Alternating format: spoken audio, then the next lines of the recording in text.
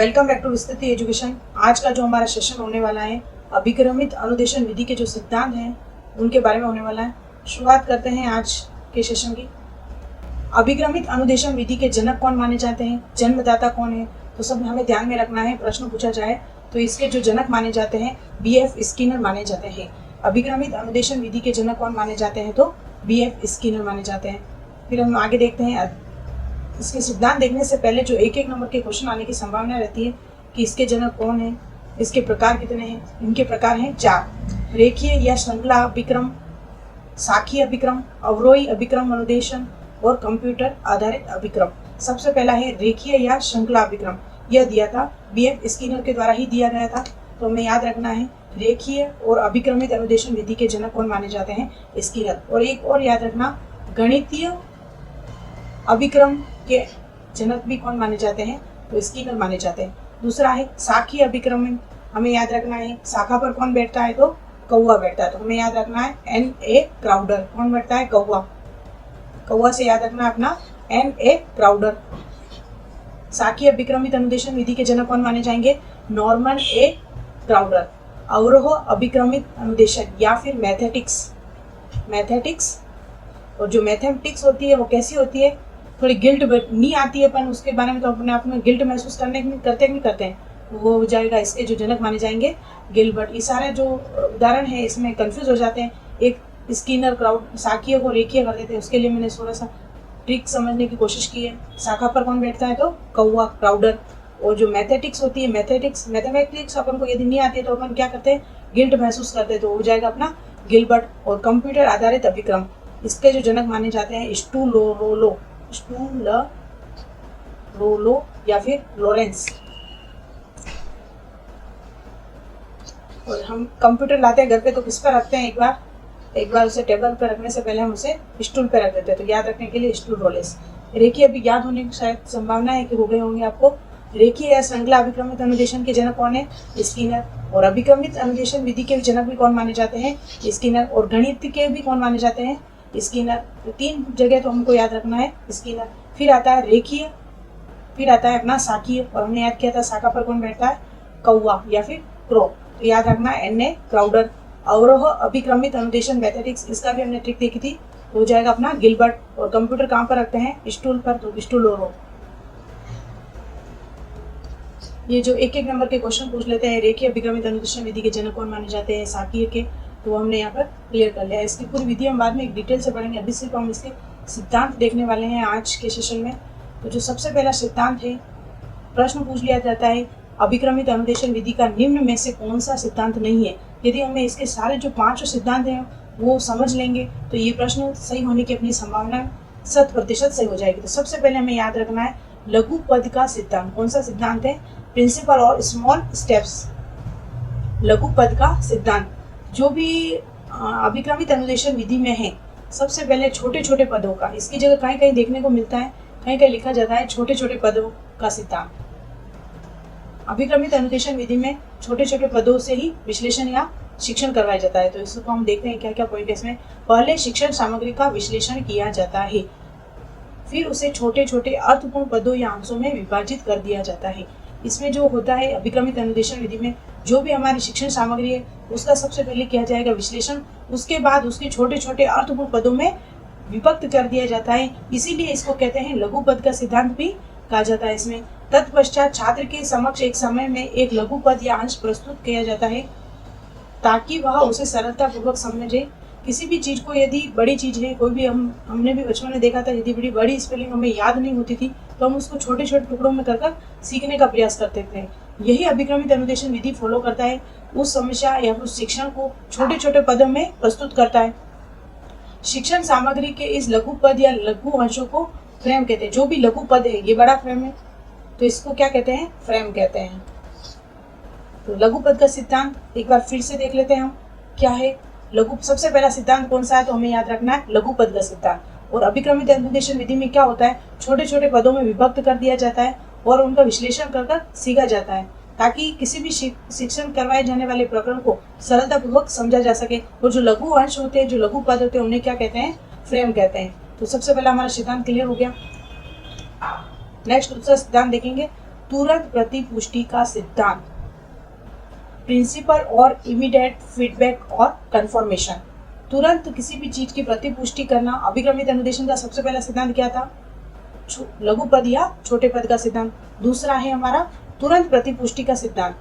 इसमें क्या होता है, अभिक्रमित अनुदेशन विधि में कोई भी एक प्रश्न है, उस प्रश्न के ऑप्शन प्रस्तुत कर दिए जाते हैं ए, बी, सी।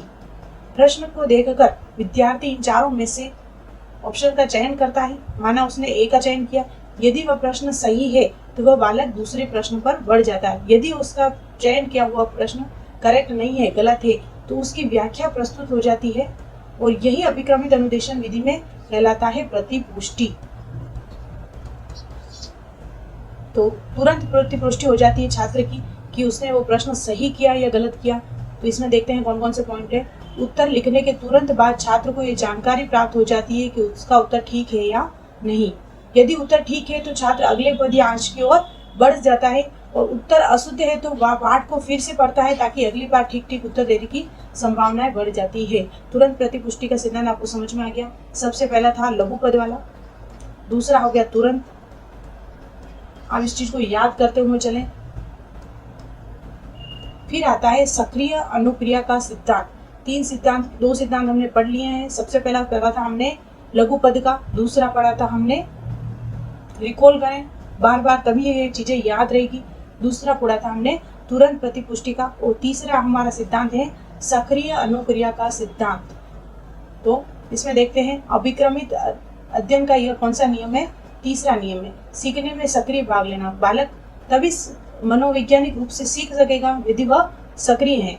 और सक्रिय अनुक्रिया का सिद्धांत, तो इसमें दो पद हैं, सीखने की सक्रिय रूप से भाग लेगा और फिर उस भाग लिए हुए शिक्षण में उसकी प्रतिभा यदि अनुक्रिया करेगा तभी वह शिक्षण कर पाएगा। हम इसे पढ़ते हैं, केवल पाठ्य वस्तु को प्रस्तुत कर देना ही यथेष्ट नहीं है। केवल उसके सामने जो सामग्री उपलब्ध कराना ही औचित्य नहीं है। उस चीज का उससे सीखे या सीखे इससे कोई फर्क नहीं पड़ेगा कि बालक के सामने हमने वो वस्तु प्रस्तुत करा दी, उससे बालक सीखा या ना सीखा, उसमें उसने सक्रिय भागीदारी ली ना ली। यह अभिक्रमित अनुदेशन का सिद्धांत ये कहता है, इसमें सीखने वाला निरंतर कार्य करने और सक्रिय रहने के लिए विवश किया जाता है। इसमें जो कार्य किया जाता है वह छात्र हमेशा निरंतर कार्य करेगा और वह सक्रिय रहकर सीखेगा, और सक्रिय रहकर सीखेगा तभी वह किसी भी चीज को प्रभावी रूप से अपने जीवन में उतार सकता है। अभिक्रम के पूर्ण होने तक सीखने वाला अनवरत रूप सक्रिय रहता है। इस पूरा जो सिस्टम बनाया हुआ है अभिक्रमित अनुदेशन का, उसमें छात्र पूर्ण रूप से क्या रहता है? सक्रिय। एक बार फिर से हम रिकॉल करते हैं। सबसे पहला हमने पढ़ा था लघु पद, उसके बाद पढ़ा था तुरंत प्रतिपुष्टि, और तीसरा हमारा हो गया सक्रिय अनुक्रिया। सक्रिय अनुक्रिया याद करें बार बार कौन कौन से सिद्धांत हैं। रिकॉल करने से आपको समझते हुए उन्हें रिकॉल करना है। फिर हमारा अंतिम जो चौथा, जो अंतिम नहीं है, इसके बाद एक और है। इसका जो चौथा सिद्धांत है वह है स्वगति का सिद्धांत। हमें ये समझना है इन सिद्धांत क्यों है, किस तरह कार्य करते हैं। सबसे पहले व्यक्तिगत भेदों को पूरा ध्यान रखा जाता है। स्वगति के सिद्धांत से आशय इसमें यूं है कि सभी प्रकार के जो बालक होते हैं वह अलग अलग होते हैं। कोई बालक किसी भी प्रश्न को जल्दी कर लेता है, कोई उसे समझने में टाइम लगाता है। सभी अलग अलग बुद्धि के होते हैं, जैसे कोई औसत बुद्धि का हो गया, कोई प्रतिभाशाली बुद्धि के हो गए। तो व्यक्तिगत भेदों के आधार पर वह अपना शिक्षण करता हुआ आगे बढ़ता रहता है। व्यक्तिगत भेदों का पूरा ध्यान रखा जाता है। छात्र को पूरा अवसर दिया जाता है कि वह अपनी स्वाभाविक गति से शिक्षण सामग्री पर कार्य करे। कक्षा के दूसरे छात्रों के साथ चलने के लिए उसे बाध्य नहीं किया जा सकता। सभी बालकों के लिए अपनी अपनी फ्रेम होती है, उसके अकॉर्डिंग वो आगे बढ़ता रहता है। अगला है विद्यार्थी परीक्षण सिद्धांत। इसमें प्रिंसिपल ऑफ स्टूडेंट टेस्टिंग। इस सिद्धांत के अनुसार नियमित रूप से छात्र की प्रगति की परीक्षा की जाती है। जो भी वो शिक्षा है उसने अधिगम किया है या नहीं किया, उसकी निरंतर परीक्षा होती रहती है। विद्यार्थी अपनी परीक्षा स्वयं ले सकता है। वह सरलता से ज्ञात कर सकता है कि उसकी अशुद्धियाँ क्या हैं, उसकी दुर्बलता क्या है, वह किस प्रकार के परीक्षण कर सकता है। आज के सेशन में हमने सबसे पहले एक बार रिकॉल कर लेते हैं क्या क्या पढ़ा। सबसे पहले हमने पढ़ा अभिक्रमित अनुदेशन में प्रकार पढ़े थे, जिसमें रेखीय पढ़ा था, रेखीय, साखीय, इनके जो प्रतिपादक पढ़े थे रेखीय, साखीय। एक पढ़ा था हमने कंप्यूटर, एक मैथेटिक्स, इनके जनक पढ़े थे, एक गणितीय। हमने पढ़ा था अभिक्रमित और अनुदेशन और गणितीय और रेखीय के इनके कौन थे प्रतिपादक? स्किनर। फिर था साखीय पर एन.ए. क्राउडर, स्टूलोरो, कंप्यूटर का स्टूलोरो, और मैथेटिक्स के हमने याद किया था गिलबर्ट। और इसके आज हमने सिद्धांत देखे हैं। कौन कौन से देखे हैं? 5 सिद्धांत देखे हैं। सबसे पहला सिद्धांत देखा था हमने लघुपद, दूसरा देखा था तुरंत पुष्टि, तीसरा देखा था सक्रिय अनुक्रिया, चौथा देखा था स्वगति, और जो पांचवा अंतिम है टेस्टिंग। ऐसे ऐसे लिखकर आप याद करने का प्रयास करें, सिद्धांत आप कभी नहीं भूलेंगे। आज का जो हमारे सेशन में टॉपिक होने वाला है एडगर डेल का अनुभव शंकु। इससे संबंधित 1 नंबर का क्वेश्चन एग्जाम में देखने को आपको मिल ही जाएगा, क्योंकि शिक्षण विधियों में सर्वाधिक जो भी शिक्षण सहायक सामग्री पर कार्य करा है वह एडगर डेल द्वारा है किया गया है। तो इसके बारे में देखते हैं कौन है एडगर डेल और किस प्रकार अनुभव शंकु कार्य करता है, कौन सा मॉडल है। शुरुआत करते हैं, लेट्स स्टार्ट। एडगर डेल, सबसे पहले तो ये महोदय हमारे एडगर डेल हैं, उनको थोड़ा सा ध्यान में रखें। एडगर डेल का अनुभव शंकु क्या है? एडगर डेल का अनुभव शंकु मूल रूप से एडगर डेल द्वारा कब विकसित किया गया, तो हमें याद रखना है 1946 में विकसित किया गया था। इसे विभिन्न सीखने, अनुभव और उनकी अवधारणा दरों का वर्णन करने के तरीके के रूप में किया गया था। इन्होंने जो मॉडल विकसित किया था वह बालक कैसे सीखता है, उसमें किस प्रकार की दर है, कि किसके माध्यम से वह कौन सा शिक्षण सहायक सामग्री कितनी प्रभावी है, किस शिक्षण सहायक सामग्री का प्रयोग से उनकी जो सीखने की गति है या फिर दर है वो कितनी है, इसके बारे में उन्होंने अपने विचार या मॉडल प्रस्तुत किया था। एडगर डेल त्रिकोण का अर्थ क्या है, तो देखते हैं हम। बहु इंद्रिय अनुदेशन के लिए एडगर डेल ने एक दृश्य श्रव्य साधनों की मदद से अनुभव के आधार पर एक विशेष तरह का वर्गीकरण पेश किया, जिसे अनुभव त्रिकोण की संज्ञा दी थी। एडगर डेल ने जो शिक्षण श्रव्य दृश्य साधन, इससे तात्पर्य शिक्षण सहायक सामग्री है। जो भी अध्यापक शिक्षण सहायक सामग्री यूज करता है उनके स्थान पर इन्होंने कौन सा शब्द यूज किया, तो दृश्य श्रव्य साधनों की मदद से। उनका जो मुख्य आधार ही था वह श्रव्य दृश्य साधन थे, जिनके आधार पर इन्होंने एक त्रिकोण प्रस्तुत किया। वो हम आगे देखते हैं कौन सा त्रिकोण है, किस प्रकार के उसमें सोपान है, तो आप इसमें ध्यान रखें। एक बार पुनः रिवाइज कर लेते हैं। ये कौन है अपने एडगर डेल महोदय, उन्होंने कब मॉडल प्रस्तुत किया, तो 1946 में। तो प्रश्न पूछा जाए अनुभव का शंकु किसके द्वारा विकसित किया गया, तो एडगर डेल द्वारा। और अनुभव का शंकु कब विकसित किया गया, तो 1946 में। इन्होंने अपने आधार क्या था, इनका क्या सीखने के अनुभव और उनकी अवधारणाओं की दरों का वर्णन करने के लिए यह किया गया था। इन्होंने मुख्य आधार क्या लिया था, श्रव्य दृश्य साधनों का। यहाँ से 4 प्रश्न जो बन सकते हैं वो मैंने आपको बता दिए हैं। अब आगे के क्रम में हम देखते हैं। अब आगे का जो अनुभव शंकु दिया वह किस प्रकार का है। हम जानते हैं कि शंकु किस प्रकार का होता है, तो शंकु की जो स्थिति होती है वो इस प्रकार की होती है, ये इस प्रकार की शंकु होती है। हमने देख लिया एडगर डेल ने कब दिया था, वो 1946 में। अब हम उसके बारे में देखते हैं किस प्रकार का उन्होंने शंकु दिया था, किस प्रकार की सहायक सामग्री को उन्होंने किस स्थान पर रखा। तो सबसे पहले जो शंकु की स्थिति होती है वह इस प्रकार की होती है, जिसे हम जानते हैं। इन्होंने इस प्रकार का शंकु प्रस्तुत किया था। ये इसमें कितने सोपान है, तो आपको याद रखना है 11 सोपान है लगभग। 1 2 3 4 5 6 7 8 9 10 और 11। आपको मुख्य रूप से याद रखना है कि निम्न स्तर पर इन्होंने सबसे जो बालक सीखता है वास्तविक कृत्रिम अनुभव रखा। सबसे जो ये क्षेत्र पर देख रहे हैं आप, ये सीखने का प्रभाव है। यहाँ पर यदि बालक को जैसे जैसे इसका क्रम ऊपर जाता है, इसके जो सीखने की जो प्रभाव है वह दक्षता है वह दरों में कमी होती रहती है। और जो अंतिम रूप में ये दे रखा है मौखिक संकेत, इसका जो ये क्षेत्र है वह सबसे टॉप पर है, यानी कि सबसे कम सीखेगा यहाँ पर बालक। और ये मूर्त है, मूर्त से अमूर्त की ओर बालक बढ़ रहा है।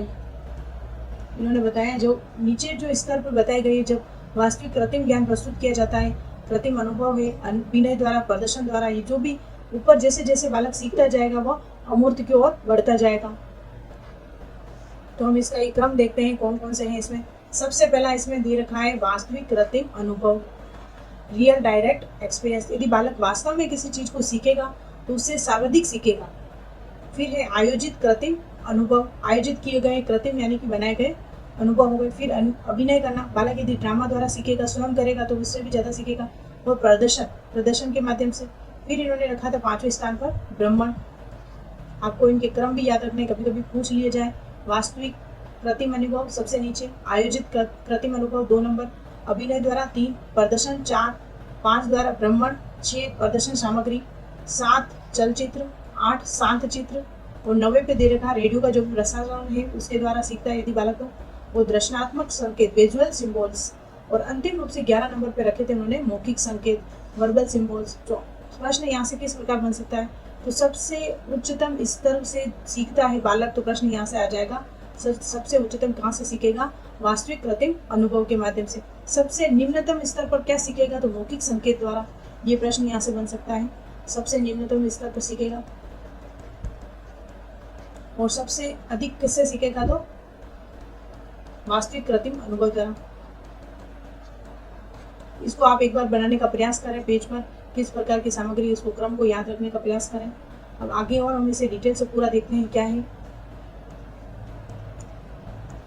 एडगर त्रिकोण के कौन कौन सी मुख्य फैक्ट हैं उसको हम देखते हैं। शंकु सबसे ठोस सबसे अमूर्त के अनुभव की प्रकृति को दर्शाता है। ठोस यानी शंकु के जो तल है, हमने देखा था ये शंकु है, उसका जो तल है वहां से सबसे अमूर्त के अनुभव की प्रकृति को दर्शाता है। यहाँ से हो जाएगा अपना मूर्त से अमूर्त की ओर, जो मैंने बात बताई थी आपको। शंकु में व्यवस्था इसकी कठिनाई पर आधारित नहीं बल्कि अमूर्तता पर आधारित है। जो भी बालक, ऐसा नहीं कि सबसे पहले कठिनाई, तो वैसे सरलता मौखिक रूप से सीखने में रहेगी, लेकिन वास्तविक अगर सीखेगा तो कठिनाइयाँ तो होगी, लेकिन इसका जो आधार था वो कठिनाइयाँ न होकर मूर्तता के आधार पर थी, जिसमें इंद्रियों की संख्या शामिल थी। शंकु का जो मुख्य आधार है, इनको 3 भागों में से डिवाइड किया गया था। सबसे पहले ये शंकु का आधार, फिर कहा जाएगा शंकु का मध्य, और अंतिम में जो भाग कहलाएगा शंकु का शिखर। मुख्य रूप से इनको 1, 2 और 3 भागों में डिवाइड किया है। सबसे पहले शंकु का आधार, अधिक ठोस अनुभव जैसे प्रत्यक्ष अनुभव, वास्तविक जीवन के अनुभव, आकस्मिक अनुभव और नाटकीय भागीदारी की विशेषताएं। जो भी नाटक है अभिनय में हमने देखा था शंकु के आधार में कौन कौन से हैं, वो हो जाएंगे शंकु का आधार। फिर है शंकु का मध्य, थोड़ा अधिक सारगर्भित है, इसे वास्तविक रूप से शिक्षार्थियों द्वारा अनुभव के अनुसार अवलोकन करने की विशेषता को दर्शाता है। जो सेकंड मध्य वाला है, फर्स्ट वाले में तो क्या था, वो वास्तविक अनुभव कर रहा था, और सेकंड वाले में क्या करेगा, वह अवलोकन करेगा। इसमें प्रदर्शन हो गया, क्षेत्र यात्राएं यानी कि भ्रमण, प्रदर्शन, गति चित्र, ऑडियो रिकॉर्डिंग, स्टिल चित्र, इस प्रकार की जो सामग्री है शंकु मध्य में सम्मिलित है। फिर है शंकु का शिखर, सबसे अमूर्त है। जो भी शंकु पर हमने देखा था सबसे ऊपर वाला, वह सबसे अमूर्त मौखिक जो हमने देखा था अमूर्त है। क्या है, सबसे टॉप पर अमूर्त है, सबसे अमूर्त होता है। यहाँ अनुभव को प्रतीकों द्वारा गैर वास्तविक रूप से दर्शाया जाता है, जो दृश्य और मौखिक जैसे बोले गए शब्दों को सुनना। शंकु दर्शाता है कि आप शंकु जितना आगे बढ़ते हैं, किस प्रकार शंकु ये दर्शाता है कि आप जैसे जैसे आप ऊपर जा रहे हो, कितना आपने सीखा है, किस प्रकार आप सीख रहे हैं, उसकी प्रगति को बताता है। तो एक बार वापस हम रिपीट कर लेते हैं। मुख्य रूप से एडगर त्रिकोण का जो ठोस है वह मूर्त से अमूर्त की ओर बढ़ रहा है, तल से शीर्ष की ओर बढ़ता है, जिसमें अनुभव को दर्शाता है। फिर है शंकु का 3 भागों में बांटा गया है। मेन है शंकु का आधार, फिर है मध्य, फिर है शिखर। आधार, शंकु का आधार है जो कि किस पर डिपेंड है, वास्तविक जीवन के अनुभव से, और मध्य में वो कैसे सीखेगा, अवलोकन कर। और शिखर है जो पूरा अमूर्त है, जिसमें प्रतीकों के द्वारा सीखा जाता है। और शंकु हमें क्या दर्शाता है, जितना आप आगे इतना आगे बढ़ते जाते हैं। इस स्लाइड में हमने देख लिया शंकु का जो मुख्य फैक्ट है। अब हम देखते हैं शंकु का जो बात की जाती है, अनुभव त्रिकोण का जो विवरण है उसको देखते हैं। सबसे पहले हमने नीचे देखा था जो ये शंकु का भाग, आप इस दिमाग में रखें किस प्रकार का शंकु है। सबसे पहले ऐसे 11 पॉइंट को आप एक बार बनाने का प्रयास करें किस प्रकार होता है। सबसे जो नीचे था तल में, उसका नाम था प्रत्यक्ष एवं वास्तविक अनुभव। इसमें कैसे सीखेगा बालक, बहु इंद्रियों द्वारा छात्र वास्तविक अनुभव करेगा। क्या करेगा, प्रत्यक्ष अनुभव करेगा, इसे नाम से ही डेफिनेट है। वास्तविक अनुभव करेगा। कैसे करेगा, उदाहरण के रूप में यदि वो प्रोजेक्ट कार्य कर रहा है, सामाजिक जीवन के किसी पक्ष का सर्वेक्षण करने के लिए हमने दे दिया, तो कैसा अनुभव करेगा, वास्तविक। फिर है दूसरे नंबर पे आता है आयोजित कृत्रिम अनुभव। तो इसमें कौन कौन से हो जाएंगे, वस्तुओं के क्रियात्मक मॉडल हो गया, ये सारे हो जाएंगे। जैसे हमने बाग के इंजन का मॉडल दिखा दिया, भांगड़ा डैम का मॉडल दिखा दिया, इस प्रकार के जो कृत्रिम अनुभव उन्हें प्रस्तुत किए जाएंगे। फिर है अभिनव अनुभव, जैसे नाटक हो गया, छात्रों को अभिनय में भाग लेना, जैसे महाराजा अशोक पर कोई ड्रामा प्रस्तुत कर दिया गया।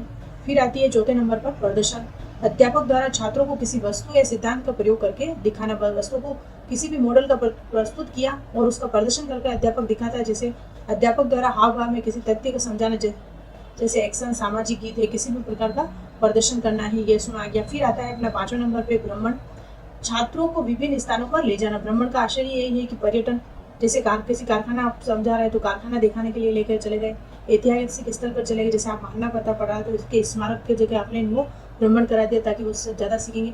फिर आता है छठे नंबर पर प्रदर्शन सामग्री, कुछ वस्तुएं हैं उनको दिखाना, प्रदर्शनियाँ लगाना हो गया, छात्रों को ले जाना प्रदर्शनियों में, इस प्रकार हो गया।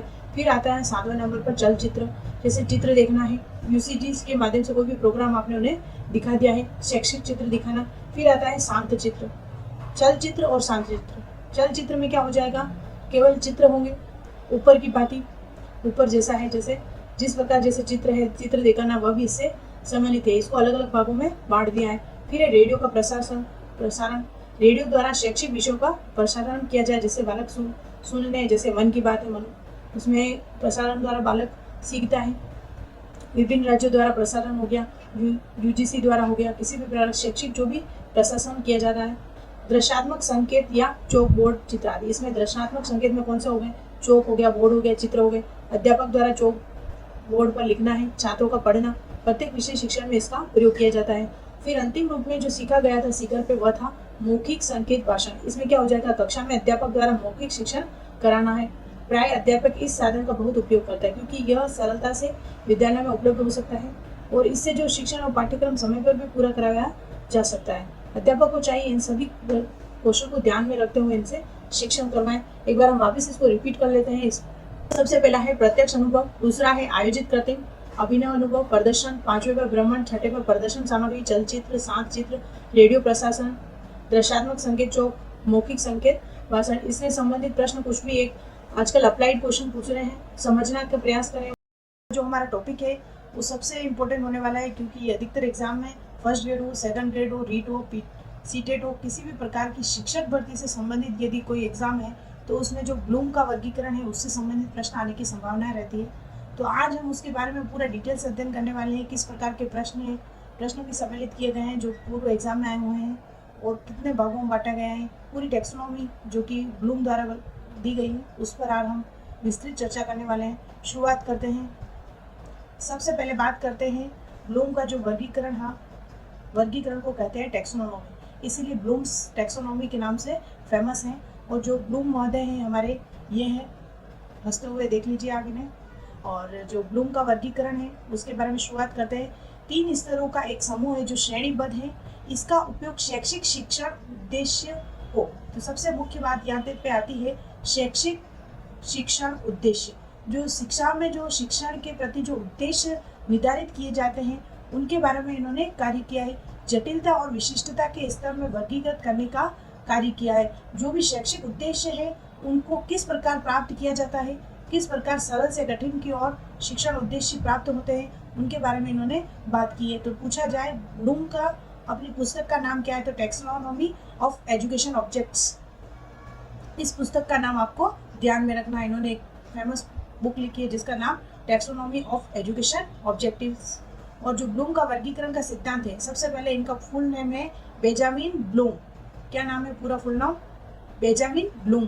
ब्लूम के नाम से ये फेमस है। और जो इन्होंने ये सिद्धांत दिया वो कब दिया? 1956 में इन्होंने यह सिद्धांत दिया था। बेंजामिन ब्लूम जो अमेरिका के निवासी थे, तो कहाँ के निवासी माने जाते हैं? अमेरिका के निवासी। इन्होंने अपने वर्गीकरण में बालक द्वारा उसके उद्देश्यों की प्राप्ति के लिए अधिगम के मुख्य 3 पक्ष बताए, उसको हम आगे वीडियो में कंटिन्यू करने वाले हैं। जो इसमें प्रश्न बन के आते हैं, एक तो ब्लूम की जो फेमस बुक है वो कौन सी है? Taxonomy of education objective. इनका फुल नेम भी ध्यान में रखना है, कभी कभी ऑप्शन में कंफ्यूजन के लिए। Benjamin Bloom. और इन्होंने जो सिद्धांत दिया 1956 में दिया, और ये कहाँ के थे महोदय? अमेरिका के थे। इस बात को भी आप ध्यान में रखें। इन्होंने जो 3 पक्ष दिए उन 3 पक्ष की एक बार खाका अपने दिमाग में तैयार कर ले। संज्ञानात्मक पक्ष, भावात्मक पक्ष और क्रियात्मक पक्ष। संज्ञानात्मक पक्ष से संबंधित इसको ज्ञानात्मक पक्ष भी कहते हैं, इसको ज्ञानात्मक पक्ष भी कहते हैं। और इसका संबंध दिमाग से है, यानी कि मस्तिष्क से है। और दूसरा पक्ष है भावात्मक पक्ष, इसका संबंध भावनाओं से है, अपने हृदय से है। और क्रियात्मक पक्ष, इसका संबंध है शारीरिक कार्यकलापों से संबंधित है। इसके साथ ही हम एक बात करते हैं, अपने भारतीय शिक्षा प्रणाली में 3H प्रणाली के नाम आपने सुना होगा। ये दिया था महात्मा गांधी द्वारा। और इन 3 H का मतलब था, पूछ लिया जाता कभी कभी, H मतलब हेड, हार्ट एंड हैंड। जो ब्लूम ने बात की थी संज्ञानात्मक पक्ष की, भावात्मक पक्ष की, क्रियात्मक पक्ष की, उसकी बात महात्मा गांधी ने अपनी बेसिक शिक्षा प्रणाली में कर दी थी। जैसे एच फॉर हेड, हेड का संबंध किससे हो गया? संज्ञानात्मक पक्ष से। हार्ट का संबंध हो गया भावात्मक पक्ष से, और हैंड का हो गया क्रियात्मक पक्ष से। जो ब्लूम का दिया गया मॉडल है शैक्षिक उद्देश्य, उसका सीधा संबंध है महात्मा गांधी के 3H बेसिक शिक्षा प्रणाली को। इसको भी आप ध्यान में रखें, कौन कौन से हेड, हार्ट, हैंड ऑप्शन में दे देते हैं, इसका भी आप थोड़ा सा ध्यान में रखें। अब आगे हम देखते हैं उद्देश्यों का जो वर्गीकरण। हमने 3 पक्ष देखे हैं, ज्ञानात्मक पक्ष, भावात्मक पक्ष और क्रियात्मक पक्ष। इनको वापिस उप भागों में बांटा गया है, जो ये है। सबसे पहला है ज्ञान, बोध, प्रयोग, विश्लेषण, संश्लेषण और मूल्यांकन। ज्ञान पक्ष को कितने भागों में बांटा है? सबसे पहला ज्ञान, बोध, प्रयोग, विश्लेषण, संश्लेषण। इस क्रम को भी आपको बिल्कुल याद रखना है, प्रश्न क्रम से भी बन सकता है। ज्ञानात्मक पक्ष को कितने भागों में बांटा गया है? 6 भागों में। फिर बात आती है भावात्मक पक्ष की। तो भावात्मक में सबसे पहला है ग्रहण करना, दूसरा है प्रतिक्रिया करना, तीसरा है अनुमूलन, चौथा है अवधारणा और पांचवा है व्यवस्थापन, छठा है चरित्रीकरण। फिर बात आती है क्रियात्मक पक्ष की। तो इसमें सबसे पहला है अनुकरण, दूसरा कार्यवाही, तीसरा नियंत्रण, चौथा समायोजन, पांचवा स्वाभाविकरण और जो अंतिम रूप है आदत या कौशल। आदत का निर्माण भी कहीं पर देखने को मिलता है। तो मुख्य रूप से ये इस चीजों के बारे में आज हम पूरा डिस्कस से पढ़ने वाले हैं। सबसे पहला ज्ञानात्मक पक्ष की बात करें, इसे संज्ञानात्मक भी कहते हैं, संज्ञानात्मक पक्ष के नाम से भी जाना जाता है। सबसे पहले जो हमने देखा था संज्ञानात्मक पक्ष, प्रश्न बनने की संभावना 90% प्रतियोगिता परीक्षाओं में संज्ञानात्मक पक्ष से रहती है। तो हमें इसे पूरा डिटेल से पढ़ेंगे, उनको भी पूरा पढ़ेंगे, लेकिन इस पर थोड़ा हमारा फोकस ज्यादा रहेगा। सबसे पहली बात आती है संज्ञानात्मक पक्ष की।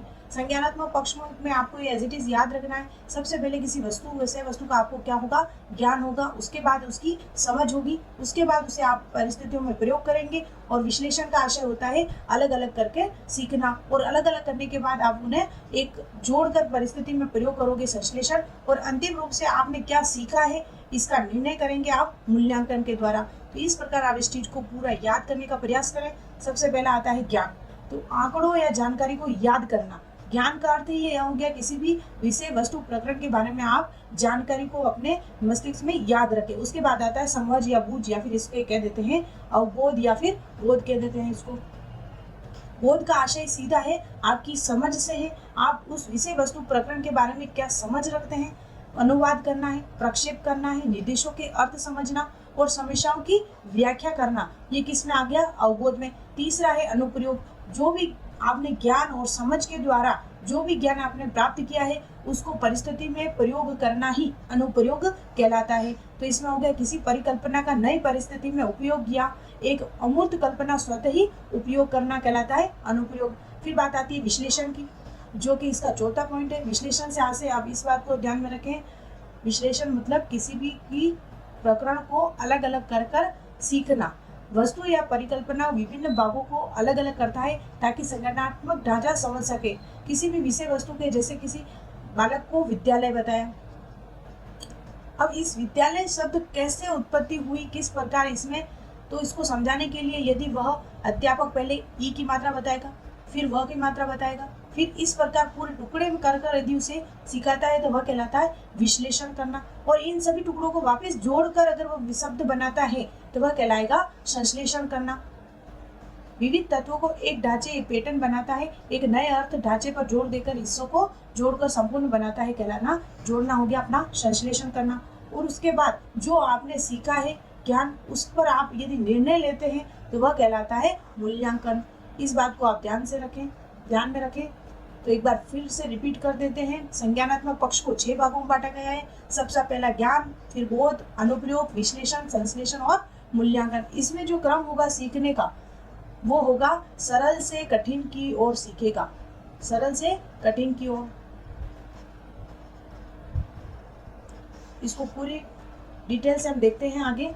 संज्ञानात्मक पक्ष को हमें विशेष तौर से सीखना है, इसके बारे में पूरी समझ विकसित करनी है हमें। सबसे पहला है ज्ञान। संज्ञानात्मक पक्ष का सबसे पहला पॉइंट ज्ञान है, जिसमें हमने किसी भी विषय वस्तु प्रकरण को हमने क्या किया है, याद किया है। देखते हैं इसमें क्या है। इसके अंतर्गत बच्चों को ऐसा ज्ञान दिया जाता है जो अक्सर उसे आसानी से याद रखता है।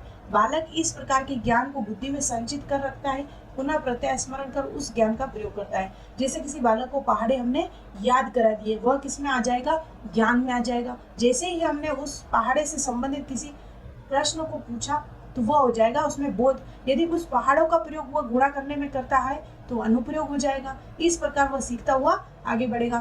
फिर बात आती है बोध की। बोध के अंतर्गत बालक को ज्ञान दिया जाता है, उस ज्ञान के प्रति समझ को विकसित किया जाता है। जब इसमें बालक ने याद किया हुआ उसको समझ पाता है, उसके अंतर्गत बालक समझ पता कर देता है। जैसे केला क्या है, खरगोश क्या है, इन सब के उत्तर वह बोध में देना प्रारंभ कर देता है। फिर बात आती है अनुप्रयोग। इसके अंतर्गत बालक परिस्थितियों के अनुसार प्राप्त ज्ञान का प्रयोग करता है। जैसे किसी कैसे का उत्तर इसमें आएगा अनुप्रयोग, यह कार्य कैसे करता है, अनुप्रयोग होगा। फिर आती है विश्लेषण। इसके अंतर्गत हम दिए गए ज्ञान को अलग अलग करके समझने का, सीखने का प्रयास करते हैं। फिर बात आती है संश्लेषण। इसके अंतर्गत बालक प्राप्त ज्ञान, विभिन्न ज्ञान को एक साथ जोड़कर नई संरचना का निर्माण करता है। फिर बात आती है मूल्यांकन की। इसके अंतर्गत बालक द्वारा दिए गया ज्ञान मूल्यांकन किया जाता है कि वह किस सीमा तक, किस उद्देश्य तक उसने बालक ने सीखा है। तो सबसे पहले हम बात कर रहे थे संज्ञानात्मक पक्ष की, उसको 6 भागों में बांटा गया है। सबसे पहला हो गया ज्ञान, जिसमें क्या होता है, याद रखता है। फिर बात आती है बोध की, जिसमें क्या करता है, वह समझता है। फिर आता है अनुप्रयोग, यानी कि परिस्थितियों में उसका प्रयोग करता है। फिर बात आती है विश्लेषण, जो कि अलग अलग कर समझने पर प्रयास करता है। उसके बाद बात आती है संश्लेषण, इसमें एक साथ जोड़कर किसी विषय वस्तु को समझा जाता है। फिर मूल्यांकन, अंतिम रूप में जो संज्ञानात्मक पक्ष का उच्चतम मूल्य है वह कौन सा है, मूल्यांकन है। इस बात को आप ध्यान में रखें, एग्जाम में पूछा गया है ये प्रश्न। इसके अंतर्गत बालक द्वारा दिए गए ज्ञान का मूल्यांकन किया जाता है। यह पता लगाया जाता है कि बालक ने कितना सीखा है। हमने संज्ञानात्मक पक्ष के बारे में बात कर ली है। अब संज्ञानात्मक पक्ष को 1956 में ये टर्म ये दे दिए गए थे। इसके बाद बात आती है 2001 में इसमें संशोधित रूप भी आया है, उसको भी हम थोड़ा डिस्कस कर लेते हैं। 2001 में जो रिवाइज ब्लूम वर्गीकरण प्रस्तुत किया था वह किया था एंडरसन एंड क्रिथवाल ने, जो कि 1956 में दिया गया था, जिसमें ज्ञान, अवबोध, अनुप्रयोग, विश्लेषण, संश्लेषण और मूल्यांकन था। उसकी जगह इन दो को चेंज कर दिया है, जिसे हम आगे देखेंगे। जो ब्लूम ने वर्ड यूज किए थे वो नाउन थे, यानी कि संज्ञा शब्द थी, जबकि 2001 में जो प्रयोग किए गए एंडरसन और कृतवाल ने वह किए थी क्रिया वर्ड को। जैसे उन्होंने ज्ञान को याद करना, समझना, इस प्रकार की टर्मिनोलॉजी का यूज किया है। वो हम आगे देखते हैं किन किन को बदलकर इन्होंने किया है। तो सबसे पहले हमने देखा था जो वास्तविक डोमेन या फिर वास्तविक पद दिए थे, जिसमें सबसे पहला हमने दिया था ज्ञान, फिर समझ बूझ या फिर अवबोध, अनुप्रयोग, विश्लेषण, संश्लेषण और मूल्यांकन। ये सारे क्या थे, संज्ञा शब्द थे। उनको बदलकर 2001 में संशोधित रूप प्रस्तुत किया, जो कि क्रिया रूप में बदल दिया गया। जैसे कि ज्ञान को याद करना, समझ को समझना, अनुप्रयोग को प्रयोग में लाना, ये सारी क्रियाएं हैं। विश्लेषण को विश्लेषित करना, संश्लेषण को संश्लेषित करना, और वो मूल्यांकन है, ये अंतिम रूप सृजन करना, क्रिएटिंग। इस प्रकार इसमें बदल दिया गया है। संज्ञानात्मक पक्ष की बात कर ली हमने, और जो 2001 में बदला है उनको भी हम देख लेते हैं एक बार पुनः। स्मरण, प्राप्त किए ज्ञान को अधिक समय तक अपनी बुद्धि में संचित रख पाना, समय आने पर पुनः स्मरण कर पाना स्मरण शक्ति का गुण है। यानी कि जो 2001 में प्रस्तुत किए गए थे 6, उनके बारे में हम देख रहे हैं। जब से जो निम्न स्तर पर था स्मरण, जो ज्ञान की जगह क्या प्रयोग कर लिया गया, स्मरण। उसमें क्या था, जो भी चीज वस्तु है आपने याद कर ली और समय परिस्थिति के अनुसार उन्हें पुनः स्मरण कर दिया, मतलब रिकॉल कर दिया, यानी कि रिमेम्बरिंग। फिर बात आती है दूसरा पॉइंट, समझना। प्राप्त किया गया ज्ञान का प्रयोग कब, कहाँ और कैसे करना है। जो भी ज्ञान आपने अपनी स्मरण शक्ति में कर लिया है उसका प्रयोग कैसे करना है, वह दूसरे पॉइंट में आता है समझना पर। किसी व्यक्ति के तभी संभव है जब वह प्राप्त ज्ञान को सही तरीके से समझे। जो भी ज्ञान उसने प्राप्त किया है वह अगर समझ लेगा तभी वह उसका उपयोग कैसी परिस्थिति में कब और कहाँ करना है सीख लेगा। उसके बाद आता है अप्लाई। वहाँ पे क्या था, अनुप्रयोग, यहाँ पे लागू करना या फिर अप्लाई।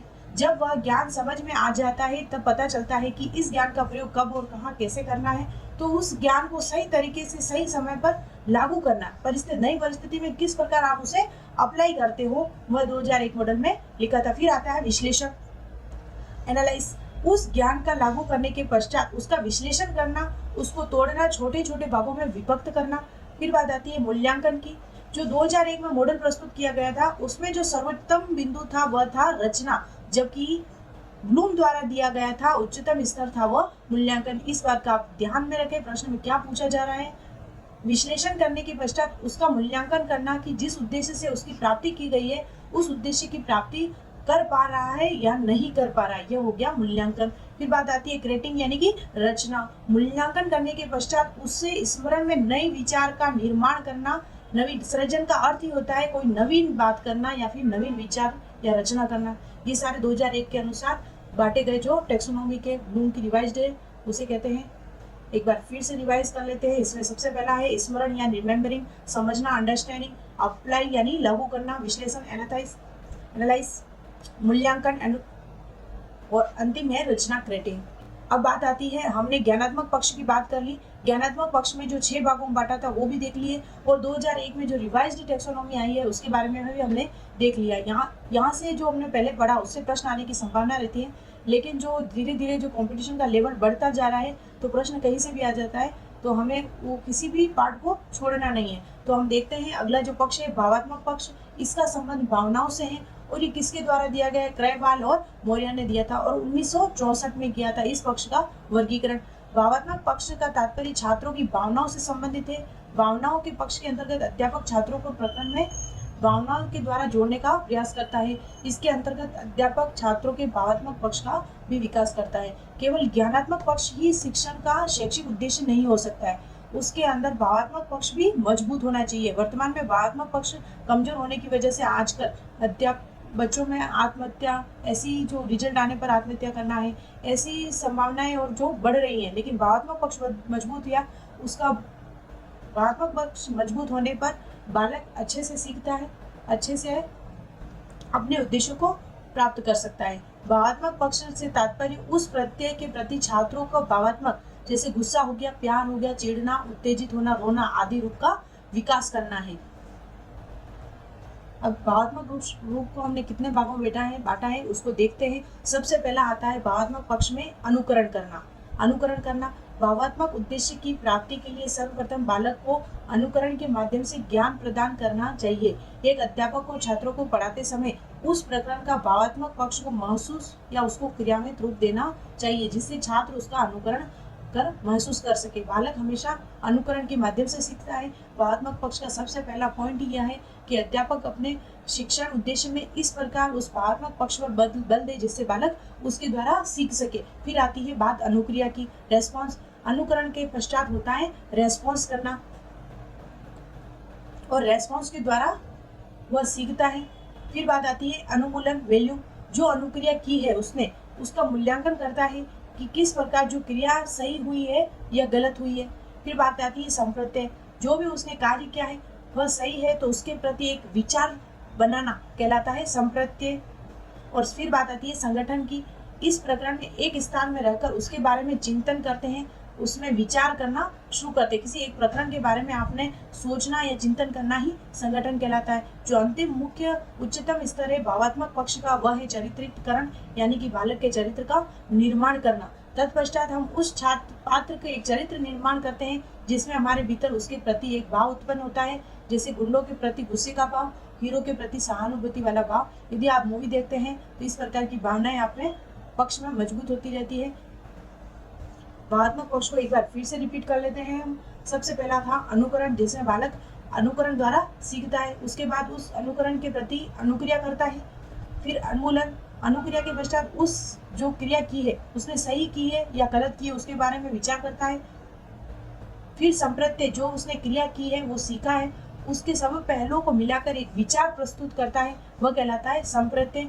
और संगठन, उस विचार के बारे में करना चिंतन कहलाएगा संगठन करना। और इन सब से मिलाकर अंतिम रूप में बनता है उसका चरित्रीकरण, यानी कि चरित्र निर्माण होता है।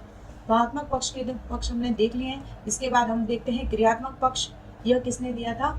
इसका संबंध मनोशारीरिक उद्देश्य का निर्माण करना है, ये किसने दिया? तो सिम्पसन ने 1969 में दिया था। इन्होंने कौन कौन से बिंदु दिए हैं देखते हैं हम। क्रियात्मक पक्ष, सबसे पहले इन्होंने दिया था उद्दीपन। सबसे पहला पॉइंट माना जाता है क्रियात्मक पक्ष का उद्दीपन। यह एक प्रकार का निष्क्रिय पक्ष होता है, इसमें बालक इस समय निष्क्रिय होता है, उद्दीपन को देखकर कार्य करना प्रारंभ करता है। उद्दीपन से आशय कुछ ऐसी वस्तु से है जो अपनी ओर आकर्षित करती है, तत्पश्चात उसे देखकर अनुक्रिया करते हैं। जैसे भूख लगने पर खाने की तरफ क्रिया करना, भूख इसमें उद्दीपन हुआ। और फिर बात आती है कार्य करना। उद्दीपन के बाद उस उद्दीपन के प्रति जो अनुक्रिया की जाती है वह कार्य करना कहलाता है, या फिर इसे अनुक्रिया भी कहते हैं कहीं कहीं पर। उस उद्दीपन के प्रति क्रिया हमको कार्य करने पर मजबूर करती है। फिर बात आती है नियंत्रण, यह क्रिया हम नियंत्रित रखने का प्रयास करती है। फिर बात आती है चौथा पॉइंट है समन्वय, इसमें नियंत्रण रखने के लिए हम उद्दीपन और क्रिया के मध्य दोनों में समन्वय स्थापित किया जाता है। स्वाभाविक नेचुरलाइजेशन, वह समन्वय करते करते एक समय ऐसा आता है कि उनमें समन्वय स्थापित करना हमारे लिए सहज हो जाता है, उसे हम आसानी से हर परिस्थिति में उसमें समन्वय स्थापित कर पाते हैं, वह हमारा स्वभाव बन जाता है। और अंतिम में जो मुख्य रूप होता है आदत निर्माण करना। क्रियात्मक पक्ष का जो मुख्य उद्देश्य होता है आदत निर्माण करना। सबसे पहले कोई वस्तु है किसी के प्रति सीखनी है तो उससे पहले सबसे पहले हमें उद्दीपन, फिर उसके प्रति हम अनुक्रिया करेंगे, अपने आप को नियंत्रित करेंगे। नियंत्रण करने का जो कार्य है अनुक्रिया और उद्दीपन के मध्य समन्वय स्थापित किया जाएगा, फिर धीरे धीरे वह हमारे व्यवहार में परिवर्तित हो जाएगी और अंत में वह हमारे आदत के स्वरूप में आ जाएगी। ऐसी परिस्थिति दोबारा आने के पश्चात हम वही क्रिया प्रतिक्रिया हमेशा करते रहते हैं, जिससे हमारे अंदर नई आदतों का निर्माण होता है। हमने ज्ञानात्मक पक्ष, भावात्मक पक्ष और क्रियात्मक पक्ष को कितने भागों में बांटा है, उनके सबकी डिटेल से हमने देख लिया है। अब हम आगे देखते हैं इससे संबंधित जो एग्जाम में आए हुए हैं क्वेश्चन वो किस प्रकार की पैटर्न में आए हुए देखते हैं। सबसे पहला क्वेश्चन है, उद्देश्य इकाई के पूर्ण होने पर शिक्षार्थी कहानी की मुख्य घटनाओं का व्याकरण शुद्ध रूप में संक्षिप्त कर सकेगा। यह ज्ञानात्मक पक्ष, देखो डायरेक्ट प्रश्न में पूछा गया है, ज्ञानात्मक पक्ष उद्देश्य से संबंधित है। तो ज्ञानात्मक पक्ष में हमने क्या क्या देखा था? सबसे पहले ज्ञान था, फिर अवबोध, प्रयोग, विश्लेषण, संश्लेषण और अंतिम रूप में था मूल्यांकन करना। अब इसमें बात आती है इकाई पूर्ण होने पर कहानी की मुख्य घटनाओं को शुद्ध रूप में संक्षिप्त करना। और संक्षिप्त कब कर पाएगा? जब उसके पास ज्ञान तो हो गई और ज्ञान के साथ साथ उसे अगर अवबोध होगा यानी कि उसके प्रति समझ होगी तो कब करेगा? तो ये हो गया इसमें आंसर अपना ऑप्शन नंबर बी। नेक्स्ट देखते हैं, शिक्षा में उद्देश्यों का वर्गीकरण किसने दिया? तो हमने देखा था B.S. ब्लूम ने दिया था। संज्ञानात्मक क्षेत्र का उच्चतम स्तर कौन सा है? कहीं कहीं संज्ञानात्मक मिल जाएगा, कहीं कहीं आपको ज्ञानात्मक पक्ष भी मिल जाएगा। तो हमने बात की थी संज्ञानात्मक पक्ष की पर्टिकुलर बिना नाम के अगर पूछा जाता है तो आपको सीधा मूल्यांकन करना है, और संशोधित रूप में पूछा जाता है तो आपको रचना या क्रेटिंग करना है। एक शिक्षक के रूप में अपने छात्रों से हमारे जीवन पर प्रदूषण के प्रभाव को समझाते हुए एक निबंध लिखने के लिए कहा कार्य पर ब्लूम के वर्ग, इसमें पर्टिकुलर नाम देके पूछ लिया गया है इस क्वेश्चन में। ब्लूम के वर्गीकरण में कौन सा संज्ञानात्मक स्तर की व्याख्या की गई है? तो यदि वो कार्य सीखा हुआ है उसका क्या कर रहा है? वह प्रयोग कर रहा है। यहाँ पर दे गया संप्रयोग, तो इसमें ऑप्शन नंबर सी सही हो गया। बालक के सोचने विचारने के बाद सही निर्णय लेना, मैंने बात की थी निर्णय लेना मूल्यांकन का दूसरा रूप ही अर्थ ही क्या है? निर्णय लेना। इस कीवर्ड को आप अपने आप में ध्यान रखें, आपके क्वेश्चन सही होने की संभावनाएं बढ़ जाएगी। निर्णय ले सकता है या किस प्रकार का उद्देश्य है? तो निर्णय लेना मूल्यांकन हो गया। नेक्स्ट क्वेश्चन देखेंगे, ब्लूम के वर्गी के 3 ज्ञान क्षेत्र कौन से हैं? तो हमने देखा था प्रारंभ में ही संज्ञानात्मक, भावात्मक और क्रियात्मक। इसमें एक वर्ड को इधर उधर कर दिया है, संज्ञानात्मक, भावात्मक और क्रियात्मक को और कह सकते हैं मनोवाहक भी कहते हैं। आप ऐसे काट सकते हैं। देखो मूल्यांकन तो ज्ञानात्मक पक्ष का भाग था, प्रशिक्षण कोई वर्ग नहीं था और सामाजिक नहीं था, तो ऑप्शन नंबर सी सही हो गया। क्वेश्चन को किस प्रकार करना है आप इसको भी सी के साथ साथ। ब्लूम की पाठ योजना आधारित थी तो प्रस्तुतिकरण पर, विषय वस्तु पर, उद्देश्यों पर और उपरोक्त सभी पर। बालक को उपरोक्त सभी आते ही ये सोचता है कि डी कर दूं, उपरोक्त सभी मेरा आंसर सही हो जाए, लेकिन अभी प्रकृति बदल के ये प्रश्नों की एग्जामिनर आपका समझ को देखना चाहता है कि बालक ने कितना सीखा है, उस विषय के पर उसकी कितनी पकड़ है। तो ब्लूम के लिए पूछा तो ब्लूम ने सबसे ज्यादा कार्य उद्देश्य पर किया है, तो प्रबल आंसर इसमें ऑप्शन सी हो जाएगा। Thank you so much. आज